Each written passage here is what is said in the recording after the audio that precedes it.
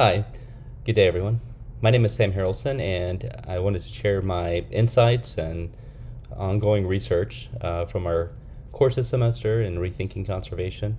And I've titled this presentation as well as my paper, Rethinking Conservation as Communion in Fire. My inquiry emerges from the intersections of ecology, spirituality, and religion as explored through my studies here at CIIS. Specifically, I'm investigating how we might transform prevailing conservation paradigms, often technocratic and colonial, into practices grounded in interspecies communion and ecological intentionality. Before diving too far into the core of the project, I did want to say a few words about fire and communion, two concepts that sit at the heart of this work. Fire, as I've come to understand it through research and theological studies and ministry and lived experience, is not only a natural force, but a theological metaphor and an ecological presence. In Scripture, fire is associated with purification, presence, and transformation. Think of the burning bush, or the tongues of fire at Pentecost, or Isaiah's lips being touched by burning coals, the altar of a flame. In many indigenous cosmologies, fire is likewise sacred, a medium for renewal, a teacher, a way of maintaining balance and care within the ecosystems, as I lay out in the longer paper. Communion, meanwhile, is a theological term that has always held deep meaning for me. Rooted in the Eucharist, for those of us in the Christian faith, it implies presence, relationship, and mutual participation. In this project, communion becomes something much broader, an ecological paradigm. Communion is not only what happens between humans and a god or gods, or even among human communities. It also happens between humans and fire, between soil and roots, between wind and wing. When we talk about conservation as communion, we begin to imagine a world where ecological restoration is not about control or extraction, but about relationship and reverence.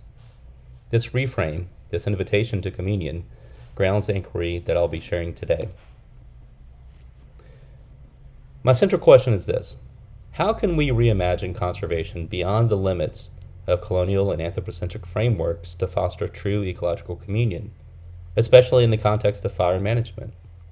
This inquiry matters deeply to me because of my own involvement as a longtime environmental science teacher and life science teacher, but also through my ministry and theological work over the years and studying religious studies here for the last 20 or so years.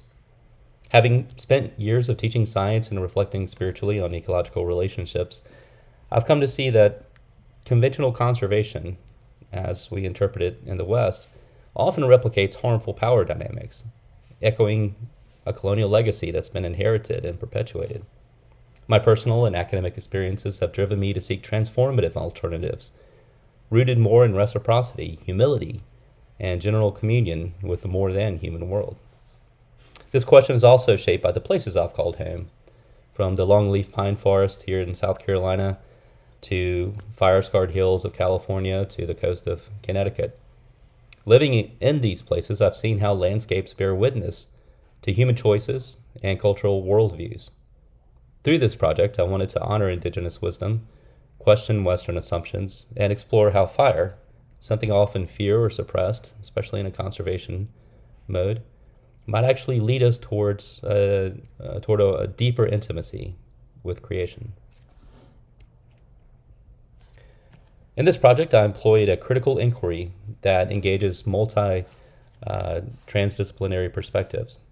I drew from Gino Salazar Paredes' critique of biopolitical care and conservation, Mara Goldman's narrative-based epistemologies from the Maasai community, Barrett and colleagues' intuitive interspecies communication model, Edgar Morin's complexity theory, and William Desmond's metaphysics of the between. Additionally, I explored Indigenous fire stewardship practices as an embodiment of these theoretical perspectives, integrating historical contexts from medieval Europe, classical antiquity, and especially from Indigenous traditions globally. Rather than simply synthesizing theories. My method was performative and reflective. Over the last few weeks, I've sat with fire in our backyard here in South Carolina. I've walked burned ground in the forest around us, and I've listened to both scholarly voices and to the whispers of this land. My aim was to ground these abstract insights into lived ecological relations. I also engaged in the tracking journal this semester, focusing on a black walnut tree as a way to cultivate a practice of ecological intentionality in my own daily life. And many of the reflections in that journal find themselves woven into the narrative of this paper as well. This kind of attunement became essential to how I framed the inquiry. And I don't want to blame the black walnut tree for coming up with this topic, but the idea of communion and fire kept echoing in my head. So the black walnut tree, as my teacher and theologian, is partly responsible. My research uncovered a few critical insights. First, conservation as traditionally practiced, especially through fire suppression and land management, often mirrors a colonial logic prescribed by Prentice as arrested autonomy, creating dependencies rather than fostering ecological self-determination.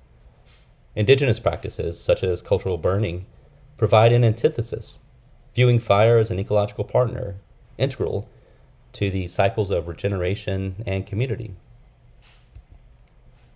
The concept of arrested autonomy is particularly insidious because it masquerades as care. By intervening in ecosystems without reciprocal relationship or local knowledge, many conservation efforts unintentionally reinforce patterns of dominance. This can lead to the displacement of indigenous communities or the criminalization of traditional practices like burning, even when those practices have sustained ecosystems for millennia. Arrested autonomy thus not only weakens ecological resilience, but it also undermines cultural sovereignties. In contrast, indigenous fire management is based on respect, observation, and adaptive rhythm, resulting in landscapes that thrive through mutual flourishing rather than enforced control. Second, engaging fire from a relational, communicative stance rooted in intuitive interspecies communication and relational epistemologies, as seen with the Maasai, reveals fire as a dynamic presence rather than merely a destructive force. Indigenous fire practices, such as cool burns, demonstrate a deep attunement and responsiveness, creating healthier ecosystems that resist catastrophic wildfires and enhance biodiversity.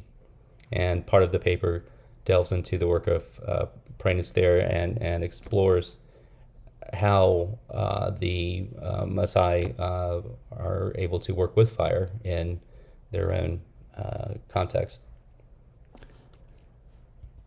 Moran's complexity idea and theory reminds us that ecosystems are not mechanical or reducible. They are living systems composed of feedback loops and paradoxes and dynamic interactions. We must approach them with humility and curiosity rather than certainty or domination. Desmond adds a mystical dimension to this relationality. His philosophy of the between, or the metaxological, suggests that being is always entangled and porous and open to the other. It's a deeply spiritual assertion that life flourishes in the spaces between, in the communion across the differences. This lens reframes conservation not as a management technique, but as a sacred practice of relational participation and ethical imagination. So let's say a bit more about these key findings. The importance of ecological intentionality cannot be overstated. This principle urges us to move beyond passive observation or data collection and toward an active posture of relational engagement. It means attending with care, humility, and presence, practices often undervalued in traditional conservation science, as we understand that here in the West, but central to both indigenous traditions and spiritual ecology. Next, fire emerges in my research here not as a force to be controlled, but as a sacred teacher and an ecological partner. Across indigenous cosmologies, fire holds ceremonial, relational, and pedagogical significance. When we engage fire not to dominate, but to collaborate through practices like cultural burns, we begin to restore balance to the ecosystems we inhabit. Fire teaches us about impermanence, renewal, and respectful boundaries. Finally, this project presents a practical and philosophical synthesis. The theoretical work of Desmond Moran and Paniker provides a metaphysical grounding for concrete practices such as integrated fire management. These models are not merely academic, but lived, tested, and continually refined in Indigenous and local contexts. Together, they help us envision conservation as both an act of ecological care and spiritual discipline. Reflecting on these findings, I've been personally challenged to embody ecological intentionality and communion, moving beyond mere observation or theorizing toward a more active participation and relational humility. Fire, as both ecological and I would say a spiritual entity, has emerged as a profound teacher for me, both in the pages of books and also outside as I walk through charred landscapes here in our local area. Embracing this relationality shifts our role from controllers to collaborators, fundamentally altering our ethical stance toward conservation. The Ecocene, a proposed epoch emphasizing relational ethics, suggests conservation must involve communion, humility, and deep listening to indigenous wisdom and ecological signals.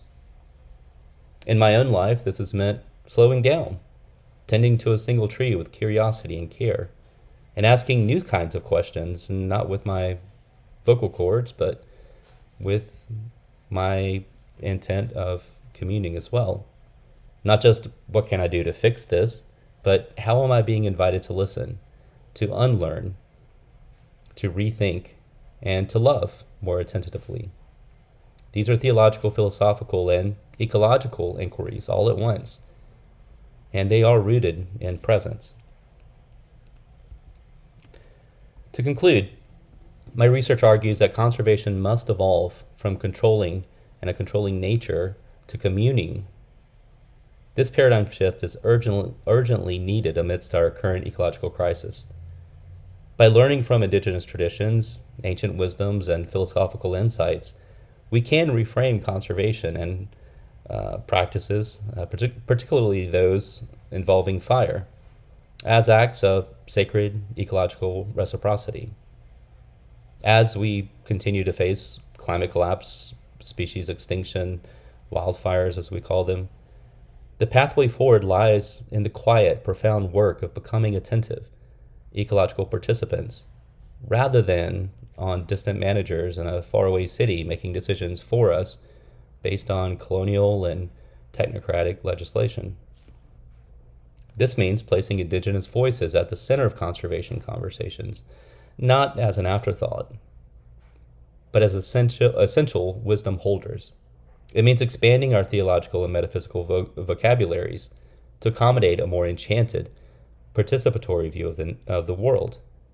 And it means daring to believe that fire, far from an enemy, might be a kind of communion, a burning bush through which creation continues to speak. The invitation, I believe, is open. To listen, to tend, and to burn with love that heals.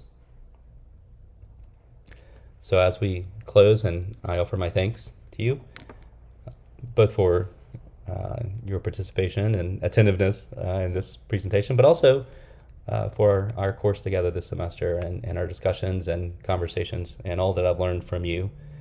I wanted to leave you with this one question.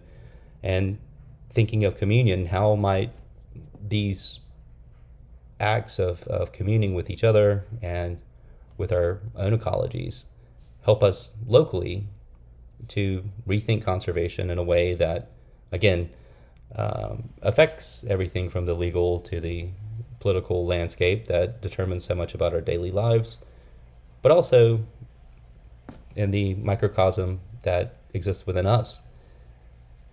And I think it's a very valid question that we must consider.